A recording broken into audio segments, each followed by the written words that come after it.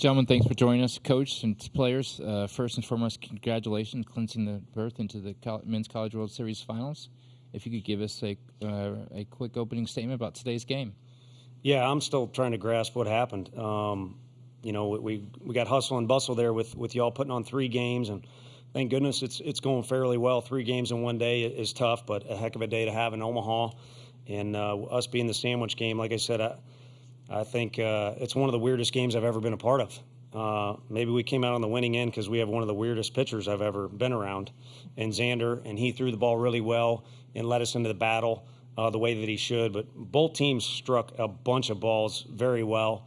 Both teams made some great defensive plays, and both teams have explosive lineups that kind of leave you on the edge of your seat, at least where I was standing. So hopefully the fans felt that way too and got their money's worth. And if you're a Florida State fan, you obviously got your money's worth all year long, in particular the year that it was for them, remembering a legend as their former coach.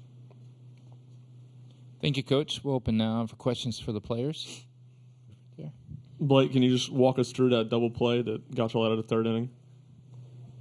Was that the one where I stepped on the bag and threw it over? Yeah. Honestly, I've had a couple of those plays this year where I messed up by hitting the runner, throwing the second, and he could tell me about clearing the lane, and I just touched the base, threw it over, had a lane, and Dean was there to tag him out. Think you had it in time before think you had it in time before the run was going to score when it happened live? I have no clue. Questions for the players right here?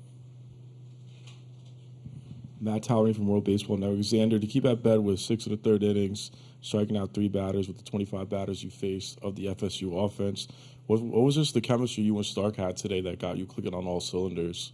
Well, watching some of the games that FSU was playing, I knew they were going to be aggressive and they're obviously an aggressive offense. They're loaded throughout. And I noticed that, and I was like, you know what, we're just going to attack. And if they swing first pitch, they swing first pitch.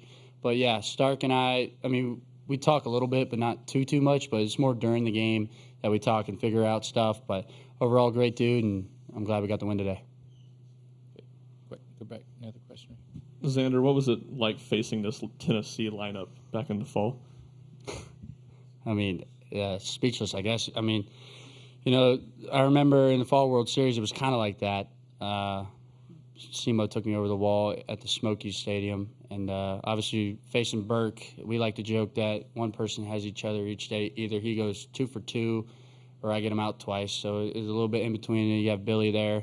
I mean, Clemson transfer. I mean, he's a threat. I mean, we're just loaded throughout the lineup. And obviously, it prepares you for moments like this, especially with FSU's lineup. You kind of think back to the fall and how you got, for example, how I got Burke out or Billy out. And you just put that forth and compete with what you got. Question right here. Zander, I guess this would be the second consecutive game y'all have had a center fielder just kind of try to run through the wall. I mean, when you're on the mound, I'm sure you want to win anyway, but does that put a little juice in you at that point? Yeah, I mean, KT's catch today kind of set the tone, especially when it was in the first inning. And I know our offense scored in the top of the first, but, I mean, he set the tone right there. I mean, Dingus hit a good ball, or Dingus, or however you say his last name. But, it's hard. But, he put a good swing on it. I mean, he hit it at 1,000 miles an hour out there. But KT running the wall kind of set the tone for today. You say that dude's name wrong, he could rip you in half. Yeah, but there's one guy that we won't talk about. Any other questions for the players? Well, one more right here. Blake, walk us through the pitch if you could on that home run. Just kind of, I know you've been, barreling up a couple and finally got that one elevated. What was that pitch and what were you looking for? First couple of pitches, he threw me a couple of fastballs and then a changeup, and then out of nowhere threw that slider, and it was nasty. It was a back foot slider, and I kind of told him, good pitch. So I kind of did that just so I can get it again, because I knew it was coming. And I fouled the fastball off, and I kind of knew that pitch was coming, so I was prepared for it, and I got my barrel on it. Gentlemen, congrats on the victory. You can be excused. Good job, fellas.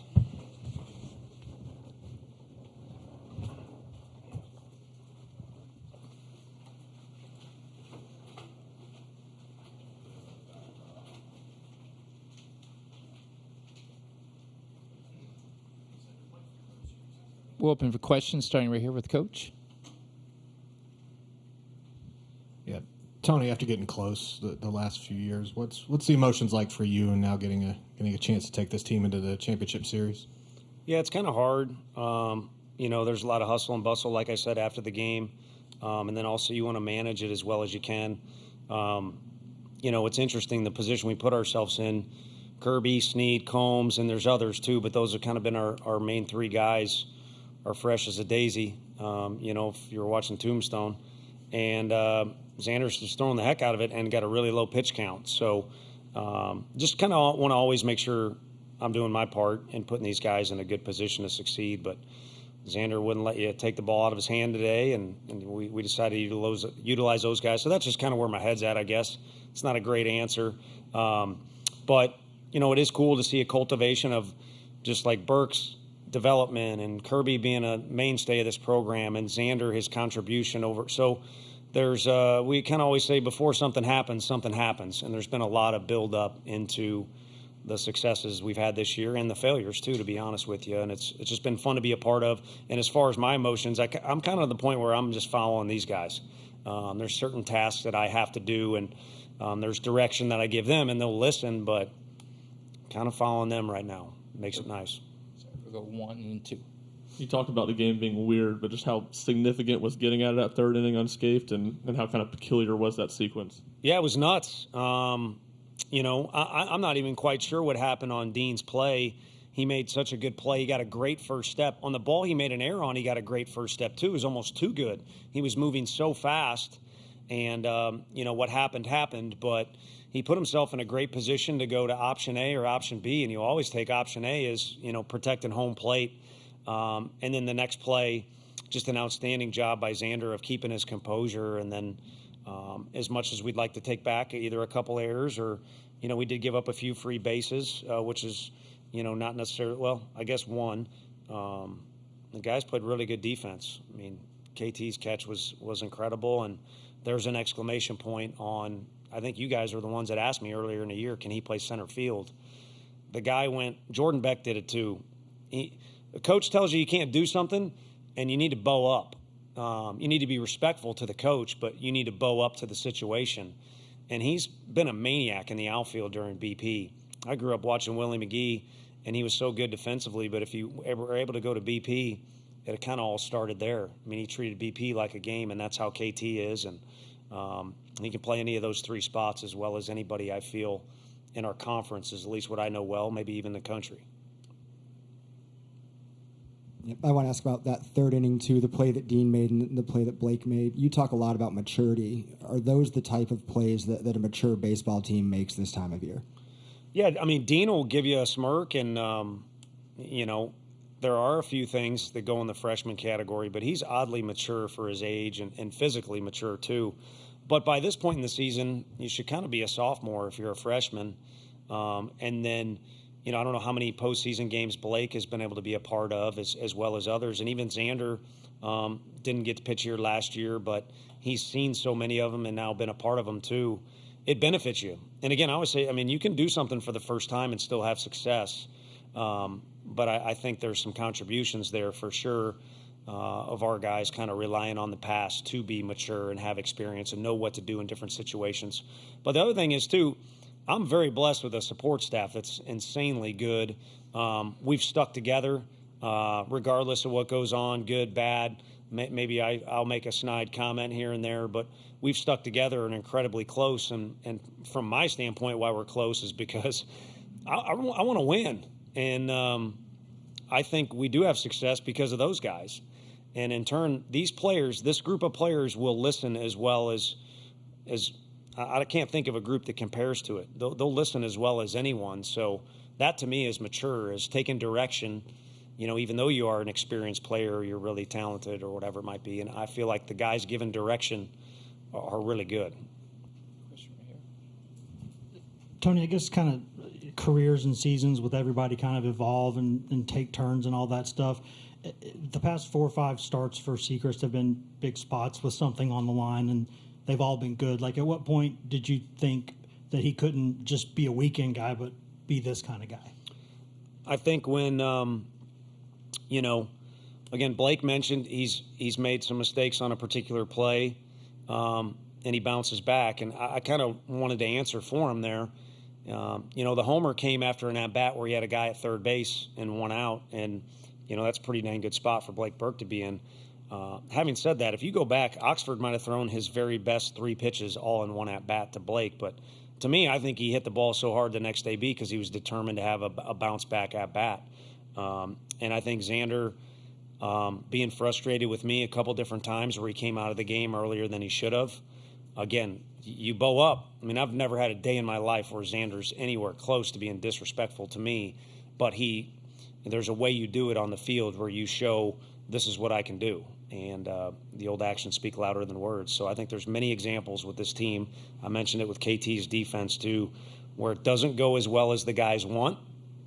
Nate Snead was not in the top 5 or 6 guys in the fall. He was very unhappy. He showed it on his face, and we talked about it, and he went to work. And I think that's a big part of where we're at right now. We're there and there. Going back to the preseason or even in the fall, did you anticipate this team having the power numbers that they have? No, but I don't know that I've applied myself in that manner. Coach Elander will. It's because it's near and dear to his heart. He did it. He knows how to do it. He works on it with the guys. But it's never a huge stressor. I mean, look at today. I mean, how many home runs could you argue were hit on a day where the wind's blowing out or we're playing in a smaller park? So sometimes it doesn't happen for you the way that you want. But we knew our guys would take consistently good swings. We knew they were very physical, and we knew we'd have some depth. And, Reese didn't have the best day today, but it's kind of nice being able to put Ensley in that DH spot and feel good about it.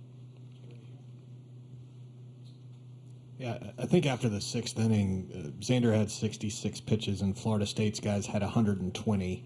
It was similar to what happened against North Carolina the other night, too. I'm curious how much you think the pitch selection, the way you guys work counts, has contributed to the success hitting all season, but especially here. Yeah, it's another thing. I mean, I don't know where we stack up with walk totals and stuff like that. It's not necessarily stressed, but it is stressed to have competitive at-bats throughout. And if you take pitches off, you may get away with it in your at-bat, or your day may look good on the box score, but maybe you're hurting the guys behind you. And some of those at-bats were not necessarily productive, again, on the stat sheet. But I do think when everyone in the lineup hooks it up, then it just makes everybody better. Some greater than the parts is the cliche I used the other day, and I think it fits with this group in particular. And it's been really fun to see. I'm kind of staring now. The top of the order was really good today. But as I've said before, there's parts of the year where it's more just the middle, the bottom, and it alternates. And it makes it a headache for the other team, kind of like they were for us up and down the lineup. Alex hits that homer, and Cantu did as well. It's nice to have that weapon on offense. Coach, again, congratulations. We appreciate your time. Thank you. Appreciate y'all. Yeah, exactly. We'll find someone.